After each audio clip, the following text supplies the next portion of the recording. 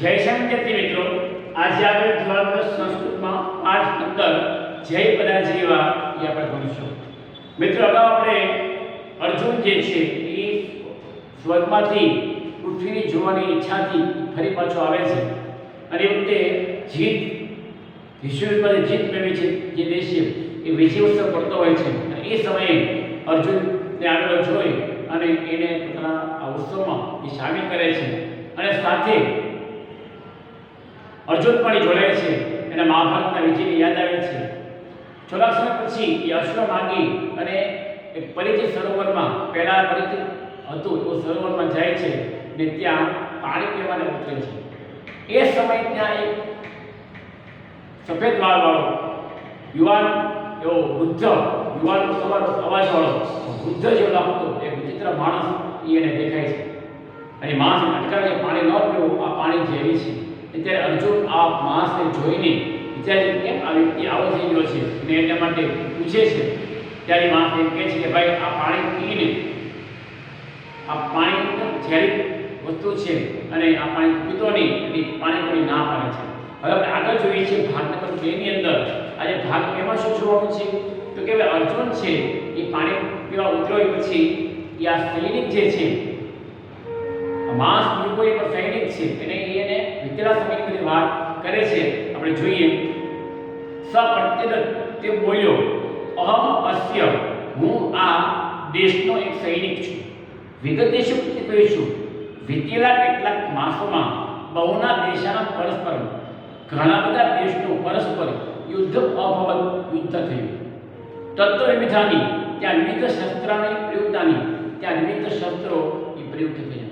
ઘણા સમય પહેલા યુદ્ધ થયું અને યુદ્ધની અંદર જે શસ્ત્રો વપરાવામાં આવ્યા હતા એ શસ્ત્રોથી આ પાણી જે છે આ શસ્ત્રનો ઉપયોગ કર્યો અને એને શું થયું, તસ્માત, તેથી, તે કારણથી જળ સ્થળ વાયુ પ્રાણીના, જળ સ્થળ વાયુ અને પ્રાણી ઇત્યેવમ વગેરે પ્રકારનું બહુવિધમ જગત, અલગ પ્રકારનું આ જગત વિવિધ રૂપે, બહુ રીતે આ જગત વિવિધ રૂપે પ્રભાવિત થયું કે આ જે હથિયારનો ઉપયોગ કર્યો એને કારણે આ જળ સ્થળ વાયુ જે છે એ બધા દૂષિત બન્યા એના અણુઓથી એવી કહે છે. તેમ કેમ તે કથિયાવ્યું તો શું કહું, શસ્ત્ર નિમિત્ત પ્રદૂષિત, શસ્ત્રમાંથી નીકળ્યો આ પ્રદૂષિત વાયુ સર્વ વસ્તુ જાત પ્રદૂષિત, બધી વસ્તુઓને પ્રદૂષિત કર્યું. વિસ્મય જે સર્જાતો અને વિસ્મય ઝેરી થયું કે આ જે હથિયાર છે એમાંથી જે વાયુ નીકળ્યો એ વાયુ ઝેરી વાયુ હતો અને એને કારણે જળ સ્થળ વાયુ, પવન ને પાણી આ બધું છે દૂષિત થયું. આગળ કીધું છે અસ્ય સરોવરસ્ય, આ સરોવરનું જલમપી, પાણી પણ એતસ્મે દેવ કારણાત સદરમસ્તી, આ જ કારણે ઝેરી કે આ જે પાણી જે છે એનું કારણ એ છે કે આ જ કારણથી આ પાણી પણ છે ઝેરી છે. બાકી અમે કોઈ નાખ્યું નથી અથવા કોઈ આના કોઈ શ્રાપ નથી, પરંતુ આજે હથિયાર ઉપયોગ કર્યો, શસ્ત્રનો ઉપયોગ કર્યો, એમાંથી વાયુ નીકળ્યો, વાયુને કારણે આ કહેવાય ને કે પાણી એ દૂષિત થયું અને તું પાણી પીતો નહીં એમ કહે છે.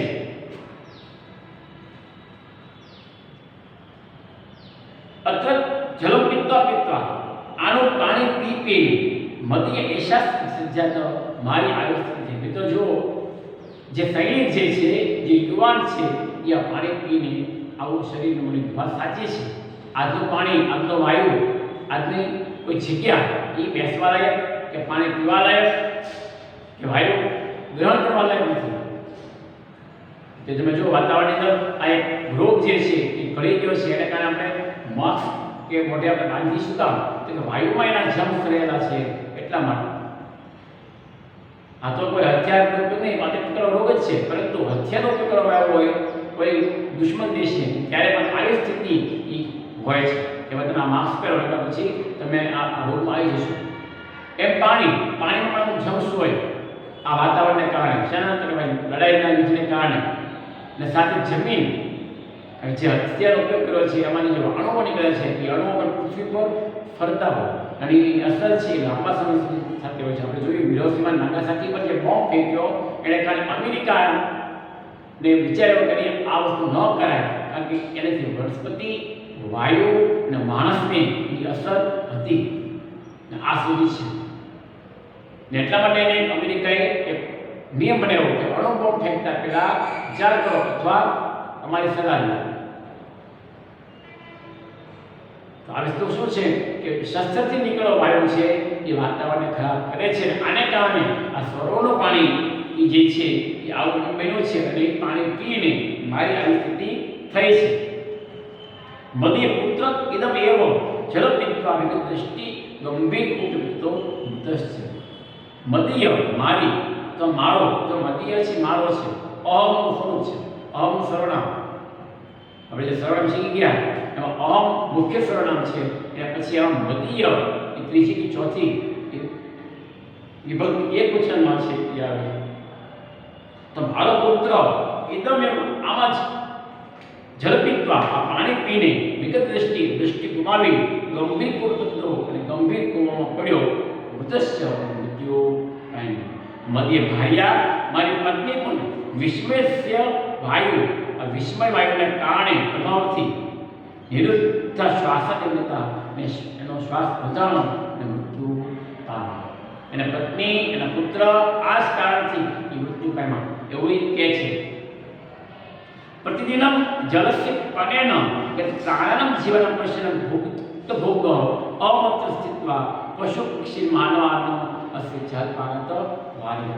મારો પુત્ર મારી પત્ની જે અને મેં જે સ્થિતિ ભોગવી છે આવું ન થાય એટલા માટે શું કહેવાય ને પ્રતિદિન દરરોજ જલ સ્યાસ્ય આ તળાવનું પાણી પીને ગત પ્રાણનમ જેના પ્રાણ ગયા છે એ જીવને જોતા મુક્ત ભોગવો જે તકલીફ ભોગવી છે એવા અમત્ર હું અહીં સ્થિત્વા રહીને પશુ પક્ષી માનવાનો પશુ પક્ષી અને માણસોને અસ્ય જલપાન આ પાણી પીતા વારિયાને ડટકાવું છું.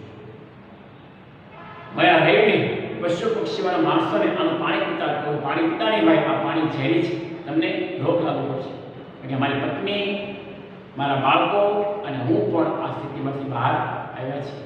મારી પત્ની મૃત્યુ પામી, મારો પુત્ર મૃત્યુ પામ્યો અને મારી આવી સ્થિતિ થઈ છે. અને તમારું ન થાય એટલા માટે હું આ કાર્ય કરું છું. એટલા માટે પાણી પીતા તમને અટકાવું છું.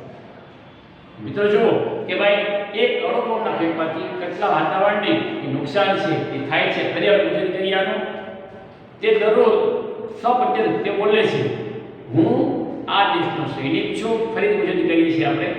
વિતેલા કેટલાક માસોમાં ઘણા બધા દેશનું પરસ્પર યુદ્ધ થયું, ત્યાં વિવિધ શસ્ત્રો ઉપયોગ થયા. તે કારણથી જળ સ્થળ વાયુ પ્રાણી વગેરે બહુ વિવિધ રીતે જગત વિવિધ સ્વરૂપે પ્રભાવિત થયું. તો શું કહું, શસ્ત્રમાંથી નીકળેલા પ્રદૂષિત સર્વ વાયુ સર્વ બધી વસ્તુઓને નિશ્ચિત વિસ્મય કરે છે કે આની કારણે આ જે છે એ વાતાવરણ છે આવું બન્યું છે. આ સરોવરનું પાણી પણ આ જ કારણથી ઝેરી છે. અહીં ત્યાં પાણી પીતા પીતા મારી સ્થિતિ આવી થઈ છે. મારો પુત્ર આ જ પાણી પીને દ્રષ્ટિ ગુમાવી ગંભીર કૂવા પડ્યો અને મૃત્યુ પામ્યો. મારી પત્ની વિસ્મય આ વાયુના પ્રભાવથી શ્વાસ બંધાવાને કારણે મૃત્યુ પામી. દરરોજ તળાવમાં જળાશયમાં પાણી પીને ગયેલા પ્રાણીના જીવને છોડતા જે બે તકલીફ ભોગવી છે હું અહીં રહીને પશુ પક્ષી માણસોને આ પાણી પીતા અટકાવું છું. આ પાણી પીતા છે અટકાવું છું. પાણી પીતાની આ વસ્તુ જ્યારે સાંભળે છે અર્જુન તે ખૂબ દુઃખ અનુભવે છે. એટલે એને શું યાદ આવે છે? અર્જુન વાર્તાતમેતં શ્રુત્વા પુરાતનસ્ય મહાભારત વિધસ્ય યુદ્ધસ્ય પરિણામ સ્મૃતિ પ્રથમ આવ્ય. અર્જુન જે છે એ આખો વૃત્તાંત સાંભળે છે અને એને પુરાતન મહાભારત પહેલાના મહાભારતની જે લડાઈ હતી એ લડાઈ યુદ્ધનું પરિણામ સ્મૃતિ પર યાદ આવે છે. મિત્રો તમને ખબર છે કે કૌરવો અને પાંડવો વચ્ચે કુરુક્ષેત્ર મેદાનની અંદર લડાઈ લડાઈ, સત્ય અને અહિંસાની એક લડાઈ હતી, ધર્મ અને અધર્મની એક લડાઈ હતી. અને એ લડાઈ અંદર ધર્મના માણસો મૃત્યુ પામ્યા, અધર્મના ઘણા બધા મૃત્યુ પામ્યા. પરંતુ તમે એક વસ્તુ તલવાર, બરછી, ભાલું આનો ઉપયોગ કરવામાં આવતો, બરાબર. ને એને કારણે જે માણસ તલવાર મારે, જે માણસ ગોળી મારે અથવા ભાલો મારતા હોય, ગોળી તો બધું હતી નહીં, પણ ભાલો મારતા હોય કે તલવાર મારે કે બરછી મારે, તો જે પણ માણસને મારે એની કૃતિ સીમિત હોય. એક અને બી, આ બે લડતા હોય તો બી વાળો છે, એ વાળો છે, બી વાળાને તલવાર મારે તો બી નું મૃત્યુ છે એ થઈ જાય અથવા એને વાગી જાય, એટલે ત્યાંય વાસ પડી જાય. એને કારણે વાતાવરણની અંદર, વાયુમાં, જળાશયમાં, પાણીમાં કે જમીન પર નુકસાન થતું નથી. હા, આ લડાઈની અંદર, મહાભારત લડાઈમાં લાખો માણસો, કરોડો માણસો મૃત્યુ પામ્યા. બે ઘરના રહેતા માણસો દરેક પક્ષના, ધર્મના અધર્મના દરેકના. પરંતુ એ યુદ્ધ થયા પછી મહાભારતનો વિજય મળ્યો, પાંડવોને ઉત્સાહ મળ્યો. પછી જે વાતાવરણ હતું, પાણી જે આખું નદીમાં એ પાણી લોહી ગયું, પછી પાણી ચોખ્ખું થઈ ગયું, પાણી ત્યાં કાંઈ પૂરું થઈ ગયું. પછી ત્યાં એ પાણીમાં જમ્પ કોઈ આવે છે, પણ માણસને માર્યો એ જમીન પર જે લોહી હતું એ સુકાઈ ગયું, એટલે પૂરું થઈ ગયું. ભારતની અંદર જે અસર હતી એ અસર આ તલવારની કે હથિયાર હતી નહીં, કારણ કે એમાં કોઈ શસ્ત્રનો એવો કોઈ શસ્ત્ર હતું જેને વાતાવરણ અસર થાય. એટલે જેવું તેવું વાતાવરણ એ પ્રમાણે હતું યુદ્ધ થયા પછી પણ, કેટલો નરસાણ થયો પછી પણ. પરંતુ આજના જે લડાઈ છે એ લડાઈનું વાતાવરણ જોઈને અર્જુન દુઃખ થાય છે. આપણે આગળ જોયું કેમ લડાઈમાં જે શસ્ત્રો પકડવા આવે છે, બંદૂક છે, તોપ છે, અણુબોમ્બ છે, એને કારણે વાતાવરણ છે એ વાયુ, પાણી, જળાશય અને જમીન એ બધા નુકસાન કરે. અને આ જે સાંભળે છે ત્યારે ખૂબ દુઃખ એ થાય છે. વિચારતી એ વિચારે છે કે તદા મૌનમ જનાનામ સહારા સજ્જાત તેન જ પરિવારે શું આપદા પરંપરા પ્રવર્તન. ફરી ગુજરાતી કરીએ છીએ, આ રહી છે. અર્જુન અવતાર સાંભળીને પહેલાના મહાભારતના યુદ્ધનું પરિણામ યાદ આવે છે. તે વિચારે છે કે ત્યારે ઘણા બધા નરસાર એ થયો અને તેના પરિવાર ઉપર આપત્તિની પરંપરા પ્રવૃત્તિ. કેટલા માણસો છે, ધર્મ અધર્મના માણસો, નિર્દોષ માણસો મૃત્યુ પામ્યા, એની પરિવાર આપત્તિઓ આવી પડી. તે પરિવાર પૂરતું અથવા વ્યક્તિ પૂરતું, એ કુટુંબ પૂરતું સીમિત હતું, બરાબર. પરંતુ જલવાયુ, આકાશ, ભૂમિ, આકાશ દેવો, મહાભૂતાસ દેવો, શુદ્ધ આસમ, આ પંચ મહાભૂતો છે. ખબર છે આ મહાભૂત શું કામ કહેવાય? કે વાયુ, પંચ મહાભૂતો, આપણું શરીર છે પંચ મહાભૂતો બનેલું છે. ધૂળ, જે તમારી ચામડી છે એ તમે મૃત્યુ થાય, ચામડી છે બળી જાય સંસ્કારની અંદર, એ ધૂળમાં ધૂળ પડી જાય. પાણી, તમારા શરીરમાં પાણી છે એ અગ્નિની અંદર બળી જાય અને એ વાયુ સ્વરૂપે ઉડી જાય. ધૂળ, પાણી, અગ્નિ, તમારા શરીરમાં અગ્નિ હોય તમે જીવિત હો, અને તમારા શરીરમાં અગ્નિ ન હોય તો મૃત્યુ છે. અને શરીર ઠંડુ પડી ગયું એટલે એ મૃત્યુ. હા, એ વખતે ઠંડનું શરીર જુદું હોય કે ભાઈ તમે શિયાળામાં ઠંડી પડે છે ને આપણે નહીં, પણ એની ઠંડી છે એ અલગ પ્રકારની ઠંડી હોય કે જેમાં આખું શરીર બરફ ને પણ સારું કે એટલું ઠંડુ શરીર થઈ ગયું, મૃત્યુ. ધૂળ, પાણી અને અગ્નિ, વાયુ, વાયુ એટલે મૃત્યુ થાય ત્યારે તમારા શરીરમાં જે આત્માઓ જાય છે એ વાયુ સ્વરૂપે બહાર જાય છે. આંખ, નાક, કાન જેવા આપણા કર્મ, આપણો એ આત્મા છે એ કોઈ પણ દ્વારેથી નીકળે છે. ને છેલ્લે પ્રકાશ, તેજ જે આપણે આંખમાં રહેલું છે તે આ તેજ પણ નીકળે. એટલે પંચ મહાભૂતોથી આ શરીર બને છે. એ પંચ મહાભૂતોની અંદર જળ, વાયુ અને ભૂમિ. મિત્રો જોયું છે મહાભારત શક્તિમાની સ્ત્રીની અંદર એક દરિયામાંથી એક ગોળો આવે, એક અગ્નિમાંથી ગોળો આવે, પૃથ્વીમાંથી ગોળો છે, એ બધા ગોળા છે આકાશમાં ભેગા થાય, એમાંથી માણસ તૈયાર થાય. એ માણસ એટલે આપણે માત્ર ઉદરની અંદર આ બધું ભેગું થાય, અગ્નિ, પાણી, વાયુ, તેજ, અને એમાંથી સરસ સુંદર બાળક પૃથ્વી પર આવે. બાળકમાં શું છે? આ પંચ મહાભૂતો એ આપણે ભગવાન આપે છે, અને પછી એમાં આત્મા એ મૂકે છે અને માણસ તૈયાર થાય છે. તો મિત્રો, પરંતુ જળ, વાયુ અને ભૂમિ, આકાશ, આ પંચ મહાભૂતો શુદ્ધ આસનો શુદ્ધ હતા. આને કોઈ અસર થઈ નહોતી, કારણ કે હથિયાર જે છે એ તલવાર, ભાલો, બરછી આવા હતા. બરાબર. આગળ તે જીવવા માટે યથાપૂર્વ ઉપયોગી એવા છે. તે જીવવા માટે યથાપૂર્વ ઉપયોગી હતા. પહેલાની જેમ જ તે જે લડાઈ પહેલા જેમ લોકો આ રહેતા હતા વાતાવરણની અંદર, એમ જ તે પાછા લડાઈ પછી પણ એ રહેવા લાગ્યા હતા, બધું ભૂલીને. બરોબર. સંપ્રતિ અત્યારે યદ અહમ, જે હું જોઉં છું, પશ્યામી, જે હું જોઉં છું, તો અધિકમ શોચનીય, તે વધારે ખરાબ છે. હજુ વિચારે છે કે એ વખતની લડાઈ અને એનું વાતાવરણ અને અત્યારે લડાઈ એનું વાતાવરણ, આ બંને વચ્ચે તફાવત જે છે એ જોઈને મને દુઃખ લાગે છે. મિત્રો, તને પરીક્ષામાં મોસ્ટ ટાઈમથી આ પૂછે છે કે મહાભારત અને આધુનિક યુદ્ધનો તફાવત તમારી ભાષામાં લખો. આ મોસ્ટ દર વખતે મિત્રો પૂછાય છે. બરાબર. તો આ મોસ્ટ ટાઈમ કે તમારી ચોપડીમાં પણ છે કે આ ટૂંકમાં આપેલી છે.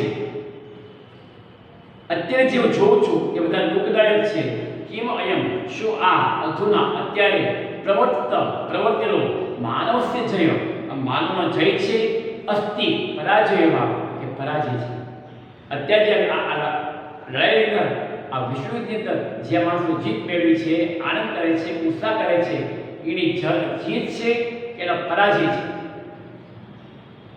પાકિસ્તાનના માણસો તો કોઈ બીજા દેશના માણસોએ, દુશ્મન દેશના માણસોએ આપણે કોઈ હુમલો કર્યો ભારત ઉપર અણુબોમ્બથી, અથવા આપણે એનો અણુબોમ્બ થઈ ગયો, તો આખું વાતાવરણ છે બગડે છે. બરોબર. પરંતુ જીત તો મળે છે. ભારત દેશ હોય કે પાકિસ્તાન દેશ હોય, અન્ય દેશ હોય, એટલે જીત મળી ગઈ. પણ એ દેશ જીત પછી આખા વાતાવરણની અંદર જે અસર થઈ છે, એ અસર એને પણ થશે કે હવાને કંઈ દિવાળ નથી, એને કંઈ જઈ પડે છે નથી. હવા તો ગમે જગ્યાએ ફરે, પવન, અને પવનની દિશા તમારી બાજુ આવેલો હોય તો એના અનુભવ તમારે અસર હોય તો તમે શું કરો? તમારી બી હાલત છે.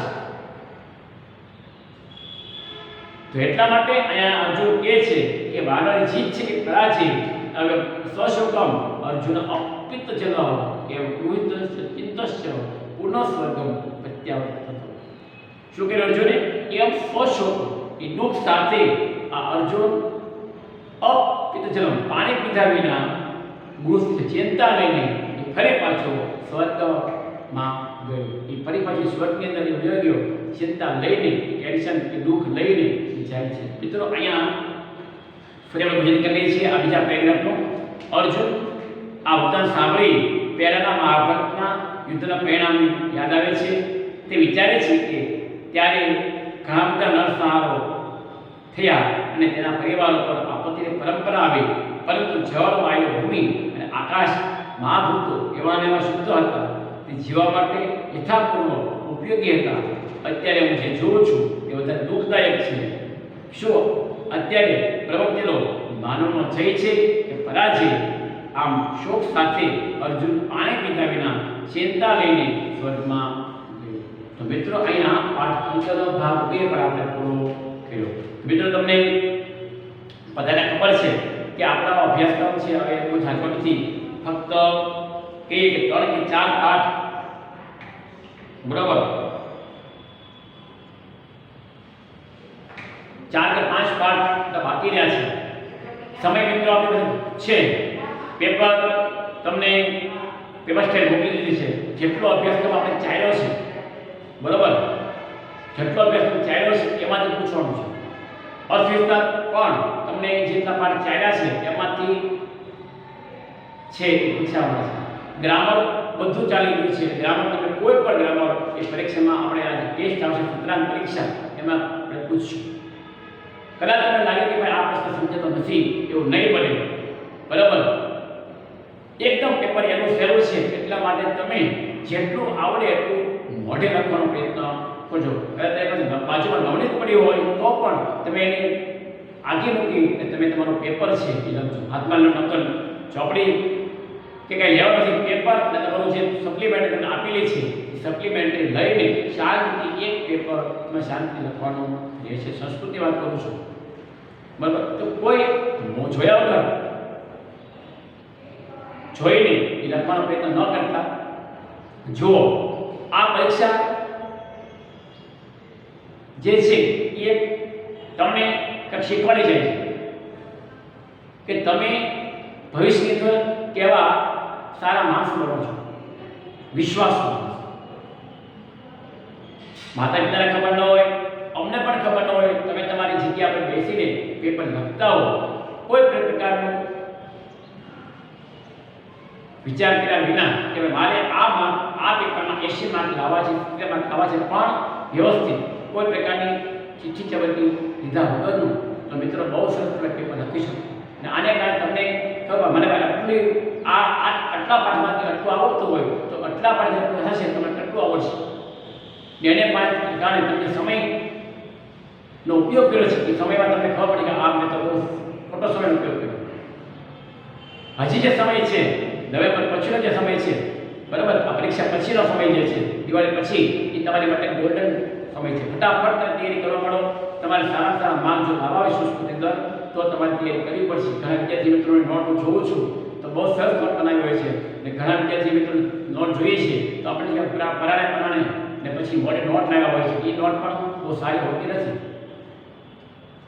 તો મિત્રો, દરેક હોશિયાર હોય કે મીડિયમ હોય, દરેક વ્યક્તિએ બહુ વ્યવસ્થિત શાંતિથી પેપર છે લખવાનું છે, પણ મોઢે કોઈ જોઈને લખવાનો પ્રયત્ન ગમે એવું હોય, બાજુમાં કોઈ બેઠું હોય, કોઈ કહેતો એટલે બધું જોઈ લખી નાખે, ક્યાં બેઠા છો અમને ખબર પડી છે કે તમે જોઈ લખો છો, જોઈ વગર લખો છો.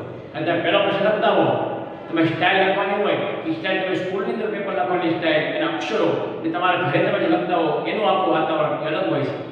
તમે મોઢે લખતા હો તો પણ ખબર પડી જાય, જોઈ લખતા હોય તો પણ ખબર પડી જાય. મિત્રો, તમે બહુ શાંતિથી સાહિત્ય પેપર લખજો. હવે આપણે વાત કરીએ છીએ પાઠ 15નો સ્વાધ્યાય. તો બધાને ખબર જ છે કે આપણે ટિપ્પણમાં નામ, પુલ્લિંગ, સ્ત્રીલિંગ, અવયવ, સંજ્ઞા, સંધિ, મુદત પરિચય, બરાબર, સંધિ અને સ્વાધ્યાય દરેક પ્રશ્ન આપણે લખવાના છે. 1 થી 6 પ્રશ્નો તમારે પાઠ્યપુસ્તકમાં લખવાના છે. મિત્રો, એક વસ્તુનો ફાયદો એ પણ છે કે તમારો કોર્સ છે એ પણ ધીમે ધીમે ઘણો બધો પૂરો થઈ ગયો છે.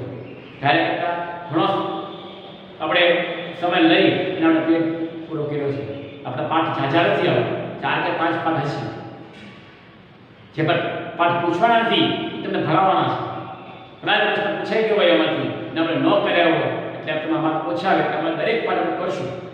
પરીક્ષામાં 30% પ્લસ ન પૂછે તો આપણે ચિંતા નથી, પણ જેટલું પૂછાવાનું છે એ તો પરફેક્ટ નાખી. બાકીનો જે 30% છે એ તમે વાંચી લો, તૈયાર કરી લો, બરાબર. પરંતુ તો એને પરીક્ષામાં પૂછાય કે ન પૂછાય એ આપણે પછી ન પૂછાય. ઘણી વાર તમને બાર પછી પૂછાવાનું એ જ પૂછાય. તો મિત્રો, દરેક અભ્યાસ કરવાનો તૈયાર છે. દરેક પાઠ જો તમે હવે તૈયાર કરશો તો 1 પર માર્ક અપાશે. સાથે ગ્રામર જે છે એ ગ્રામર પણ તમારે આ પેપર પૂરા થયા પછી ફરી પાછું ગ્રામર તમારે ઘરે કરવાનું છે. જો સ્કૂલ ખોલી જાય તો પહેલું અઠવાડિયું આપણે છે તો પહેલા આવડામાં આપણે ગ્રામર છે કરાવવાનું છે, ફરી ગ્રામર કરવાનું. એટલે જેમ બાળકોને નથી આવડતું, નથી સમજાવવાનું, એ ફરી પાછું એને ઇન્ડિવિજ્યુઅલ પૂછી એમાં શું સમજાવતું નથી, શું આવડતું નથી, એ ફરી પાછું કરી આપણે ગ્રામર શીખવું કરશું. તો આજે આપણે પાઠ 15 પૂરો કરીએ છીએ.